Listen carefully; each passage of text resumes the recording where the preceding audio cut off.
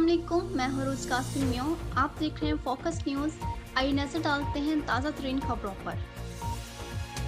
हमारे anchor person Abdul की report के मुताबिक पाकिस्तान में चीन के सफीर his excellency mister Nong Rong और पाकिस्तान में आने वाले चीनी दफाई ताशी मेजर जनरल योंग योंग ने आज GHQ में army chief general Qamar Bajwa से मुलाकात की। मुलाकात में बाहमी दिलचस्पी के अमूर, अफगान अमन अमल समेत इलाकाई सलामती की सूरत हाल और दो तरफा ताउन को मज़ीद बढ़ाने के इक़दाम पर तबादला ख्याल किया गया।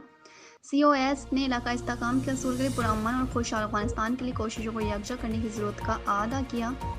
COAS ने आने वाले दिफाई ताशी को अपनी नई तकरीरी संभालने पर मुबारकबाद दी और अपने पेशों की कोशिशों को सराहा।